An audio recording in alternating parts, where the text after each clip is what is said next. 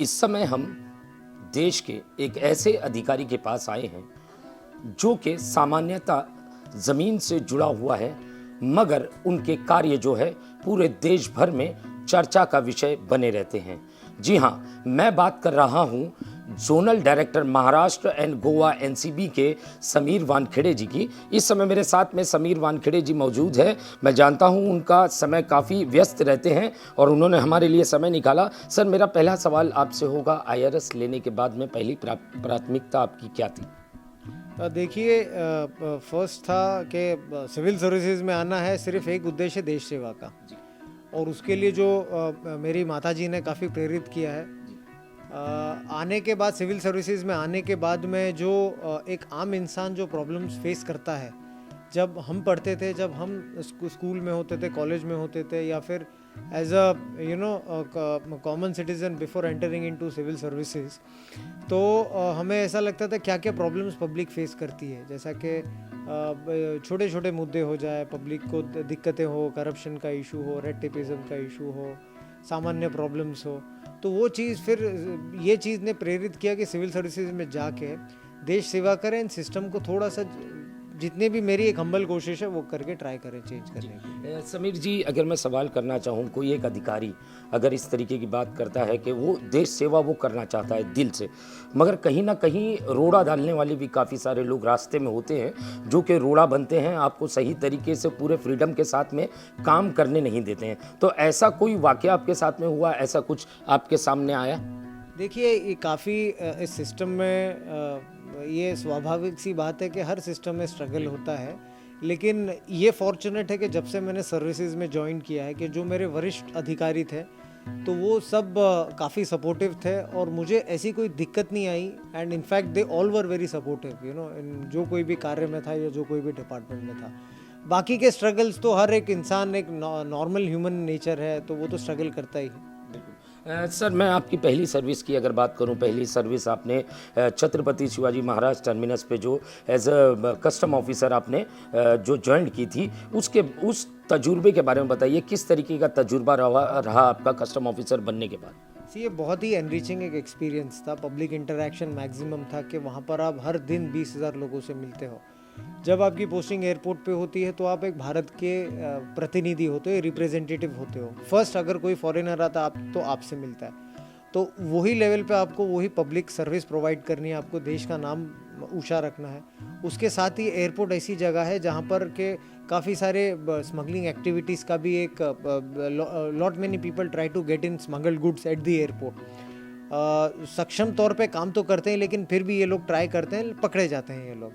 तो कहने का तात्पर्य यही है कि एयरपोर्ट ऐसी जगह है कि जहाँ पर आपको एक बैलेंस, फाइन बैलेंस मेंटेन करना पड़ता है कि आप एक रिप्रेजेंटेटिव हो, डिपार्टमेंट के, देश के रिप्रेजेंटेटिव हो, साथ में आप एक लॉ इन्फोर्समेंट एजेंसी के ऑफिसर भी हो जो ये सब नफेरियस एक्टिविटी, स्मगलिंग एक्टिविटी को फेस करे। तो you have to maintain a very fine balance. जी सर, कई सारे सेलिब्रिटीज़ पे भी आपने कार्रवाई की। देखिए, हमारे लिए तो जो हमारा संविधान है, जो हमारी कस्टम एक्ट वो टाइम पे है, यही हमारे लिए सबसे ऊंची चीज़ है।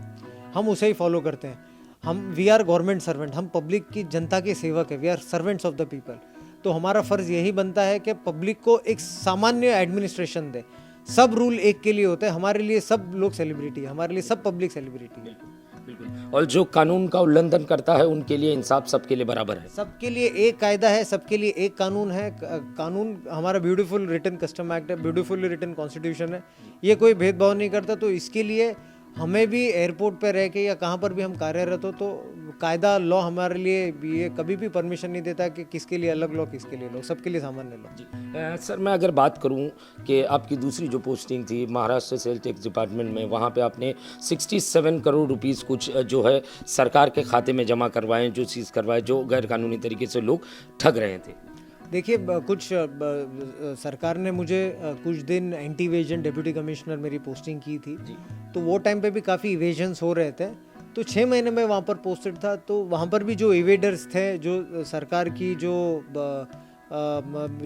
पॉलिसीज़ हैं उसका गैर दुरुपयोग कर रहे हैं या फिर टैक्स इवेजन कर रहे हैं, उसके खिलाफ करने का हमें मैंडेट था। And we took action, strong action against those evaders. जी सर मैं अगर बात करूं एनआईए की, एनआईए में भी आपने काम किया है, तो किस तरीके का एक्सपीरियंस रहा कि देश के इतने बड़े डिपार्टमेंट जहां पे जो कि आतंकवादियों से जूझता है, देश के अंदर जो देश को खोखला करने की साजिशें रच रहे हैं उनसे जूझता है, तो किस तरीके का एक्सपीरियंस रहा सर? एनआईए का भी काफ़ी एनरिचिंग एक्सपीरियंस था because it is an apex anti terrorist agency जो टेररिज्म रिलेटेड चीज़ों को प्रिवेंट करता है और प्लस इन्वेस्टिगेशन करता है। काफ़ी प्रोफेशनल और उच्च स्तरीय एजेंसी है वो। तो ये मेरा सौभाग्य है कि मुझे मौका मिला इसी इतनी अच्छी एजेंसी में काम करने का। काफ़ी अच्छे अच्छे केसेस हुए हैं under the guidance of my DIG, under the guidance of my DG. अच्छे अच्छे मॉड्यूल्स कुछ न्यूट्रलाइज या बस्ट किए गए हैं, कानूनी कार्रवाई की गई उन पे। कुछ अच्छे केसेस इन्वेस्टिगेट करने का भी मौका मिला। जी सर मैं अगर बात करूं जिस तरीके से सोशल मीडिया का प्लेटफॉर्म लिया जाए कि किसी भी गलत काम के लिए, सही काम के लिए भी सोशल मीडिया का इस्तेमाल होता है, मगर गलत काम के लिए भी उसी स्तर पर जो है ये जो संगठन है वो युवाओं को वर्गलाने का काम करते हैं। और ज़्यादातर देखा गया है जो युवा इनकी चपेट में आते हैं वो पढ़े लिखे, वेल एजुकेटेड होते हैं। आप अगर टेररिज्म रिलेटेड की बात करें या इनफैक्ट अभी मैं जहाँ पर कार्यरत हूँ एनसीबी ड्रग्स की भी अगर आप बात करें तो काफ़ी पढ़े लिखे नौजवान हैं, जैसे कि आईटी ग्रेजुएट्स हैं या टेक सेवी बच्चे हैं जो इंटरनेट द्वारा यूज़ करते हैं, सोशल नेटवर्क साइट्स का करते हैं, कुछ ऐप्स का इस्तेमाल करते हैं ड्रग लेने के लिए और नफीरियस एक्टिविटीज़ करने के लिए। यू आर एब्सोल्युटली राइट कि ये सब चीज़ों का उपयोग भी हो रहा है। बिल्कुल। तो सर ऐसे युवाओं को जो इन लोगों की बातों में आ जाते हैं या इन लोगों से अट्रैक्ट होते हैं, तो इन लोगों ऐसे बच्चों को आप क्या मैसेज देना चाहोगे? बच्चों को यही मैं मैसेज देना चाहूँगा कि अपना जो हमारे बच्चे हैं, जो हमारे यंगस्टर्स हैं, they are the assets of the nation. तो अपना टाइम ये सब चीज़ों में ज़ाया वेस्ट नहीं करें, गंदी चीज़ों में, ड्रग्स की जैसे गंदी चीज़ों में। हालांकि ये नेशनल बिल्डिंग में अपना प्रेशियस टाइम यूज़ करें, कंट्रीब्यूट करें। और ये आइडल अगर अपना रखना चाहते हैं तो कैप्टन विक्रम बत्रा जैसे लोग, कैप्टन अनुज नैयर जो अपनी देश के लिए जिन्होंने बलिदान दिया है, फाइटिंग करते हुए जो अपनी शहादत करी है, तो ऐसे लोगों को आइडल रखें, ना कि ये जो इन्फ्लुएंसर्स होते हैं जो गलत चीज़ें करते हैं, इनको आइडल रखें। बिल्कुल सर, मैं अगर एनसीबी की बात करूं, अभी हाल में आप यहाँ जो हैं जोनल डायरेक्टर हैं महाराष्ट्र और गोवा के, तो सर महाराष्ट्र में जिस तरीके से ड्रग पे आपने जो लगाम कसने की जो पूरी कोशिश, नहीं मैंने कहा जहाँ तक हो आपने पूरे जो बड़े बड़े सेलिब्रिटीज़ हैं उनको तक आपने नहीं बख्शा। तो सर महाराष्ट्र में ये आपने जब से एनसीबी ज्वाइन किया उसके बाद से लेकर किस तरीके का एक्सपीरियंस रहा, क्या तजुर्बा रहा ड्रग को लेकर? अभी पिछले एक साल में अगर आप देखेंगे तो हमारी स्टैटिस्टिक्स भी जो कहती है मोर देन 80 केसेस हुए हैं। 12 से 13 जो ऑर्गेनाइज्ड क्रिमिनल गैंग्स है ड्रग रिलेटेड, उन्हें भी हमने कानूनी कार्रवाई की, उन पे उनका अरेस्ट किया है, जुडिशल कस्टडी में ड्रग्स के साथ में पकड़ा है, उन्हें डिसमेंटल किया है ऑर्गेनाइज सिंडिकेट्स को। उसके अलावा भी काफ़ी विदेशी जो ड्रग्स भारत में लाते थे उनको भी तकरीबन 25 से ज़्यादा विदेशियों को भी अरेस्ट किया है। तो बड़े पैमाने पे कार्रवाई हुई है। टोटल ड्रग्स भी अराउंड 500 केजी तक ड्रग्स हमने सीज किया हुआ है। तो काफ़ी अग्रेसिव मोड पे इनको क्लीन कर रहे हैं। हमारे माननीय प्राइम मिनिस्टर का भी जो उद्देश्य है कि भारत को नशा मुक्त करना है, तो उसी वे में हम महाराष्ट्र और गोवा को नशा मुक्त करने की ट्राई करेंगे। जी सर, मैं अगर बात करूं क्या किसी संगठन का या किसी जमात का या किसी का सहारा लिया जा रहा है इसमें, इस मुहिम को चलाने के लिए? देखिए, हम लोग तो पहले लॉ इन्फोर्समेंट एजेंसीज़ हैं, तो कानूनी कार्रवाई भी कर रहे हैं। जो एनडीपीएस एक्ट को वॉलेट कर रहे हैं तो उन्हें कड़क कानूनी कार्रवाई कर रहे हैं हम। उसके अलावा भी जो रिहैबिलिटेशन करना है, प्रिवेंशन करना है, तो अवेयरनेस भी स्प्रेड किया जा रहा है। 2 अप्रोच है, एक तो एनजीओज़ के साथ में भी हमारी बात होती है, काफ़ी बहुत सारे एनजीओज़ के साथ में हम करते हैं, अवेयरनेस स्प्रेड करते हैं। उसके अलावा भी जो रिलीजियस लीडर्स हैं, जैसा कि हर समाज के, माइनॉरिटी समाज के, मेजॉरिटी समाज के, उनके पास भी हम जा रहे हैं, उनके रिलीजियस प्लेसेस में भी हम जा रहे हैं, उन्हें रिलीजियस टेक्स्ट भी समझा रहे हैं कि उनके रिलीजन में भी ये ड्रग्स के काम करना, कंज्यूम करना, तस्करी करना या ड्रग पेडलिंग करना, ये भी उनके शास्त्र उनको अलाउ नहीं करते। तो हर कोशिश जारी है हमारी, एनजीओज़ के साथ में अवेयरनेस करना, स्कूल कॉलेजेस में जाना, एनसीसी के बच्चों के साथ में कोऑर्डिनेशन करना, वहाँ पर अवेयरनेस करना, हैंडीकैप जो स्पेशली चैलेंज है वहाँ पर जाना, उनको अवेयरनेस करना। तो कम्प्लीटली मल्टी प्रोन अप्रोच चालू है to stop this drug trade. जी सर मैं अगर सवाल करना चाहूँ, जैसे आपने अभी बात कही कि अल्पसंख्यक जो माइनॉरिटी है, तो जो मुस्लिम इलाके हैं, मुस्लिम बहुल इलाके हैं, वहाँ पे बड़े पैमाने पे जो है गांजा और चरस जैसी पदार्थों का जो है बड़े पैमाने पे जो है सेलिंग होती है और सेवन भी होता है। तो ऐसे यानी जो छोटे छोटे नुक्कड़ पे एक एक खंबे के नीचे जिस तरीके से छोटे छोटे इन लोगों ने स्टॉल खोल रखे हैं नशे की पदार्थ बेचने के लिए, तो ऐसे लोगों पे भी कार्रवाई होती है?